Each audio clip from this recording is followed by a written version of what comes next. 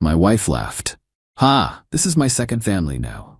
While I stood there heartbroken, I said, "Congratulations."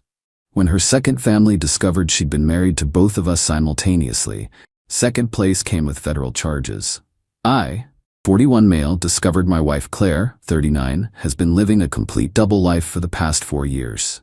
We've been married for 11 years total. It started 3 months ago when Claire's phone died and she asked to use mine to call her work friend about covering her shift. She's a pharmaceutical sales rep, travels a lot for work, or so I thought. She dialed the number from memory but forgot to close the recent calls afterward. The contact showed up as Tristan, husband, with a heart emoji. My stomach dropped. I checked her social media from my account. Nothing suspicious. But then I remembered she'd mentioned making a LinkedIn for networking a few years back. I searched for her there. 2 profiles. Claire Morrison, her maiden name, and Claire Fitzgerald, my last name. The Morrison profile listed her as regional sales director, living in a city 4 hours away. Relation status married. The profile picture, her in a wedding dress I'd never seen, standing next to a man who wasn't me. I did some digging. Tristan Morrison exists. He owns a construction company. They have a house together, found the property records online. The deed was signed 2 months after our 7th anniversary. But here's the kicker. We have 2 kids together, Lily 9 and Jacob 7. I'm a teacher, summer's off, so I'm with them constantly when school's out. How the hell was she managing another whole family? I hired a PI. Yeah, sounds dramatic, but I needed proof before confronting her. What he found was insane. Claire had another identity entirely, different social security number, stolen from someone who died as a child. The PI figured this out through some database, different driver's license, the works. She'd been traveling for work 3 to 4 days a week. Those days, she was living with Tristan and their 2 kids, twins, age 3. The logistics were actually brilliant. She'd leave Monday morning for sales calls, spend Monday, Wednesday with family number 2, then come home Wednesday night, claiming exhaustion from travel. Fridays were her admin days, working from home with us. Every other weekend she had regional meetings, really just spending weekends with them.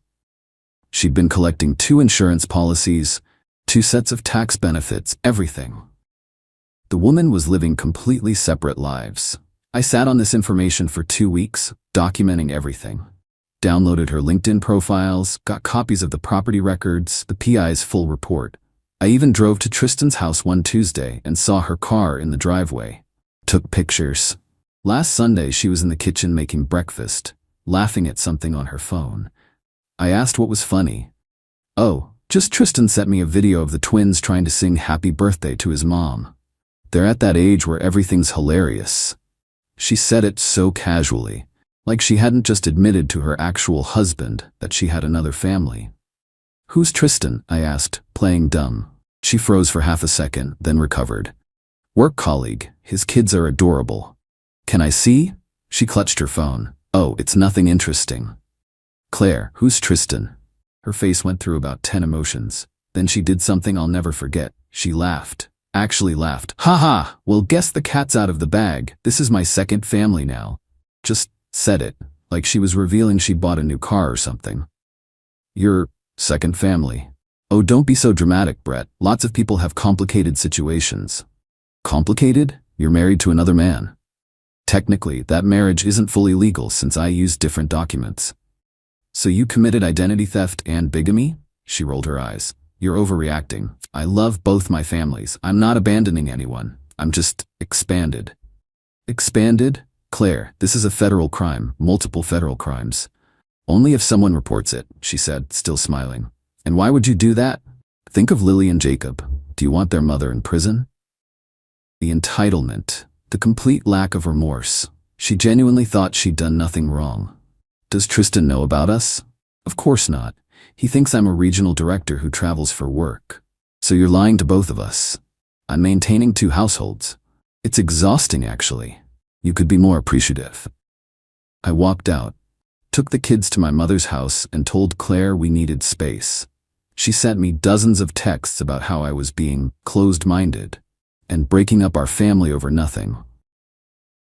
Update 1. I contacted Tristan. "I know some of you said not to, but the man deserved to know. I sent him an email with all the evidence. My marriage certificate, family photos spanning 11 years, everything. He called me within an hour. The man was destroyed. He thought Claire was his soulmate. They'd been married for 4 years, had twins together, were trying for another kid. She's at a conference in Denver this week, he said. No, she's not. She's at home with me and our kids. Well, was. I kicked her out 3 days ago. We compared notes, the stories she told, the elaborate lies. She had fake business cards, a fake LinkedIn with fake colleagues who'd endorse her skills. She'd created an entire fictional career. Tristan was more angry than hurt. I'm gonna destroy her, he said. Get in line, I told him. We agreed to coordinate. Both file police reports. Both file for divorce annulment, share evidence. Then Claire made everything worse. She showed up at my school. During my lunch break, in front of other teachers, she started this whole performance about how I was having a mental breakdown and making up stories about her having another family. Brett's been under a lot of stress, she told my colleague Diane. He's invented this whole conspiracy theory about me having another husband.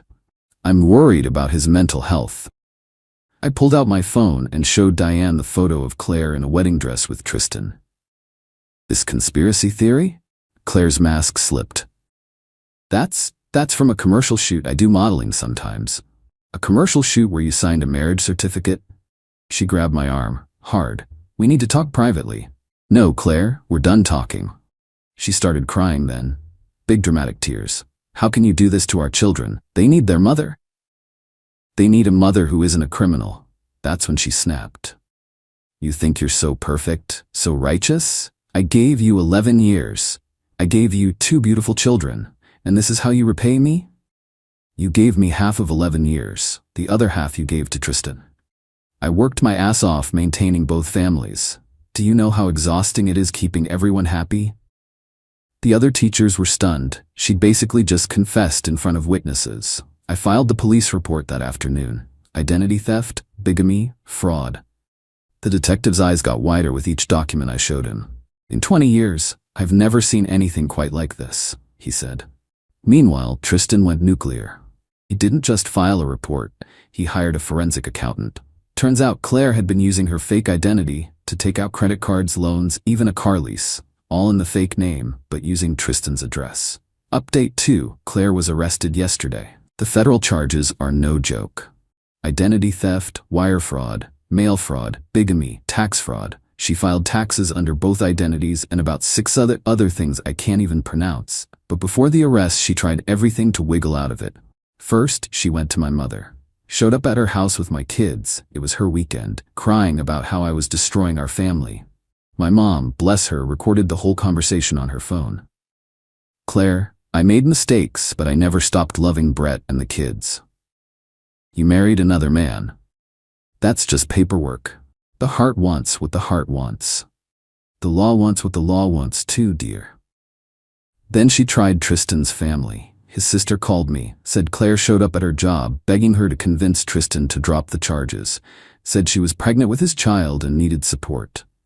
Plot twist, she wasn't pregnant. Tristan had gotten a vasectomy after the twins. She didn't know because she'd missed that business trip when he had it done. The arrest happened at Tristan's house. She'd gone there to pick up her things, supervised by police, but there was already a warrant. They cuffed her in the driveway. Tristan sent me the doorbell camera footage. She was screaming about how we were jealous and couldn't handle a strong woman living life on her terms. Her lawyer contacted mine. They wanted to make a deal. If I dropped the charges and convinced Tristan to do the same, she'd give me full custody and walk away. My lawyer laughed. She's facing 20+ years in federal prison. She doesn't have bargaining power here. The FBI got involved because the identity theft crossed state lines. They found more than we knew. Claire had 3 other partial identities she was building. Credit cards, apartment applications, even a dating profile on some sugar daddy website.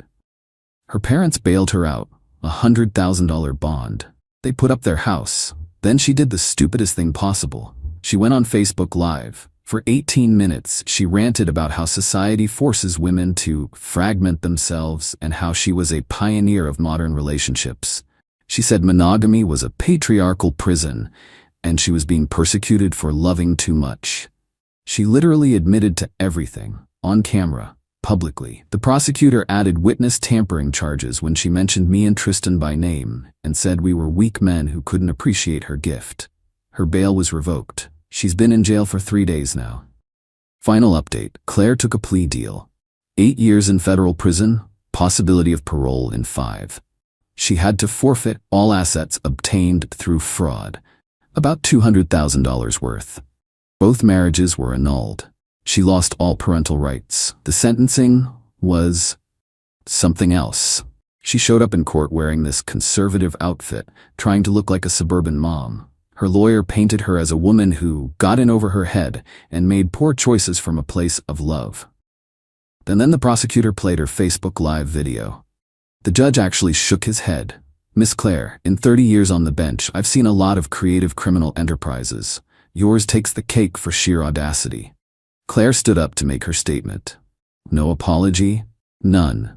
Instead, she said, "I refuse to apologize for trying to have it all. Men have mistresses and second families all the time. I simply formalized the arrangement. My only crime was loving too much and trying to make everyone happy." The judge added 6 months to her sentence for lack of remorse. "Tristan and I have become weird friends through this. We meet for beer sometimes, compare notes on healing from this insanity. His twins don't really remember her. They're young enough. My kids are in therapy. They're angry and confused, but the therapist says they're resilient." Claire's parents wrote me a letter apologizing. Apparently, this isn't the first time she's done something like this. In college, she was simultaneously engaged to 3 different men, taking money from all of them for wedding planning. Her parents paid them back and hushed it up. The prosecution found 2 more victims from her past. Men she dated and scammed. One she convinced to put her through nursing school. She was never enrolled. Another she borrowed $30,000 from for her mother's cancer treatment. Her mother never had cancer. She's being sued civilly by 4 different credit card companies, 2 banks, and the woman whose identity she stole, who's still alive, just living abroad. The PI was wrong about that part. Last week, I got a letter from her in prison. She wants me to put money in her commissary account because the food is terrible and you know I have dietary restrictions. The entitlement. Even facing 8 years in federal prison, she thinks I owe her something. I didn't respond. Tristan got one too. He framed his and hung it in his garage as a reminder to trust his gut in future relationships. My kids are doing better. They see Claire's imprisonment as consequence for lying, which, yeah, accurate. My daughter asked if mommy was sorry. I told her that some people don't know how to be sorry. They only know how to be caught. I'm dating again, very casually. I joke that my standard first date question is now, so any other families I should know about? But honestly, Claire taught me something valuable. When someone shows you who they are through their actions, believe them. Don't wait for words. She showed me who she was that Sunday morning when she laughed about her second family. No shame, no remorse, just amusement at being caught. That wasn't a mistake or poor judgment. That was her character. Tristan's rebuilding too. His business actually grew because of the publicity. Apparently, people trust a contractor who's been publicly scammed. Shows he's honest. Silver lining, I guess. Claire's next parole hearing is in 5 years. Neither Tristan nor I plan to attend. We've moved on. She's just a cautionary tale now, a wild story we tell at parties. The second family she was so proud of? We're both free of her. Turns out first place and second place both win when the competition is a federal crime. Edit. For those asking about the kids' relationship, my 2 have met Tristan's twins once, at a park. It was weird but okay. We're not forcing anything, just leaving the door open for the future. They're technically half-siblings after all. Not their fault. Their mom was a criminal mastermind wannabe.